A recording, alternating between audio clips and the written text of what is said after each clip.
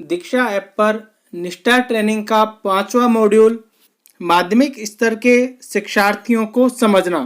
तो इसके मूल्यांकन की प्रश्नोत्तरी का आज हम अध्ययन करेंगे। किस प्रकार से हमें ज़्यादा से ज़्यादा मार्क्स ऑब्टेन करने हैं।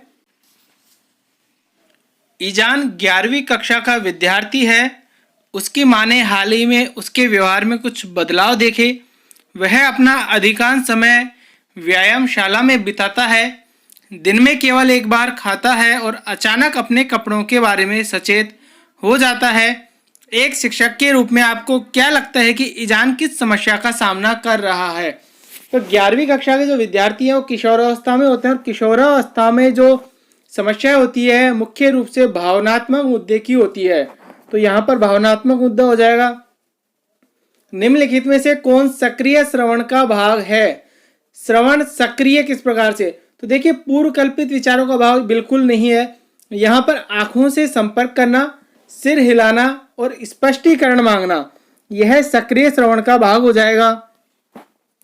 सकारात्मक संबंध एक महत्वपूर्ण गुण है जिसे शिक्षक को प्रदर्शित करना चाहिए। किस प्रकार से सकारात्मक संबंध का गुण प्रदर्शित होगा शिक्षक द्वारा, तो यहाँ पर देखिए, तो सकारात्मक संबंध के लिए विद्यार्थियों के साथ सही मायने में संबंध होना चाहिए।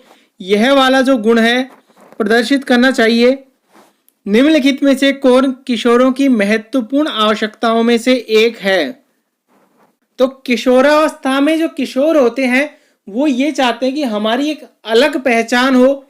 दूसरी बात, बहुत से साथी ये कहेंगे अमूर्त सोच। तो देखिए जो किशोरावस्था में उनकी केवल जो सोच का दायरा होता है वो मूर्त होता है, अमूर्त जो नहीं होता है फिलहाल। तो यहाँ पर व्यक्तिगत पहचान को आकार देना और संबंधों को विकसित करना।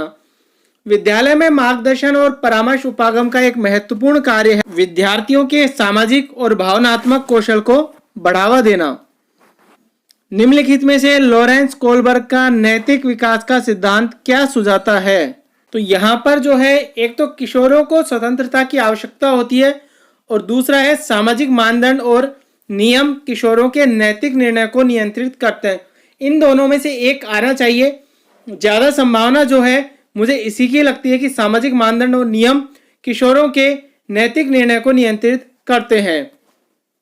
निम्नलिखित में से कौन सा मार्गदर्शन और परामर्श उपागम का उद्देश्य नहीं है। तो कौन सा उद्देश्य नहीं है, शारीरिक शक्ति का निर्माण करना। इनमें से कौन परामर्श के लिए सही है। तो यहां पर देखिए शिक्षक जो है पहले से ही परामर्श हेतु प्रशिक्षित होते हैं, क्योंकि जब वो शिक्षक बनते हैं तो उससे पहले ही उनको ट्रेनिंग दे दी जाती है।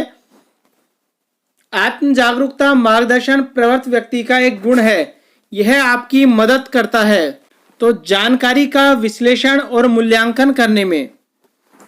कक्षाओं में मार्गदर्शन और परामर्श उपागम के प्रभावी संचालन के लिए कौन सा इनमें से आवश्यक है। तो एक भरोसेमंद और देखभाल करने वाले शिक्षक विद्यार्थी संबंध स्थापित करना। इनमें से कौन प्रभावी संचार में बाधा है। तो पूर्वाग्रह पक्षपात का अभाव यह नहीं होगा। तो ध्यान देने के कौशल की कमी, यह प्रभावी संचार में क्या है, बाधा है। परामर्श सेवार्थी को सशक्त बनाने की प्रक्रिया है। व्यक्तिगत, सामाजिक या मनोवैज्ञानिक समस्या को हल करने के लिए शैक्षिक मार्गदर्शन का उद्देश्य है भावनात्मक और सामाजिक समायोजन की समस्याओं से निपटने में उनकी मदद करना। इनमें से कौन सी विशेषता किशोर शिक्षार्थियों के लिए विशिष्ट नहीं है। स्वास्थ्य के मुद्दे, तो यह विशिष्ट नहीं है और सभी जो है विशिष्ट है। सुधा को लगातार अपने दोस्तों की ओर से उसकी शक्ल सूरत के बारे में टिप्पणियों का सामना करना पड़ रहा है और वे उसे कभी कभी चिढ़ाते हैं। सुधा इनमें से किन समस्याओं का सामना कर रही है। यहाँ जो समस्या है वो अपने आप में एक एकाग्रता के रूप में है कि उसकी जो एकाग्र का गुण है वो टूट रहा है। मार्गदर्शन में 4 मुख्य चरण शामिल है। लक्ष्य निर्धारण, हस्तक्षेप, फीडबैक देना।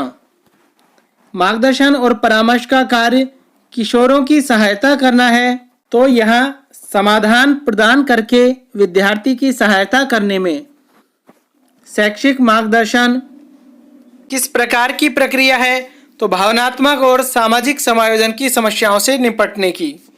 विकासात्मक परिवर्तन होते हैं जिनसे एक माध्यमिक विद्यार्थी गुजरता है। इन विकासात्मक परिवर्तनों में आर्थिक परिवर्तन शामिल नहीं है। ईमानदारी, सुनने की क्षमता और दूसरों के साथ व्यवहार करते समय सकारात्मक संबंध रखना कुछ ऐसे महत्वपूर्ण गुण हैं जो एक मार्गदर्शक चित्त शिक्षक के पास दूसरों के साथ संबंध स्थापित करने के लिए होने चाहिए। टोटल क्वेश्चन 20 थे और 20 क्वेश्चन के हमने आंसर दे दिए हैं। अब हमें यहाँ सबमिट पर क्लिक करना है और हमारे 20 में से 19 क्वेश्चन यहाँ बिल्कुल करेक्ट है।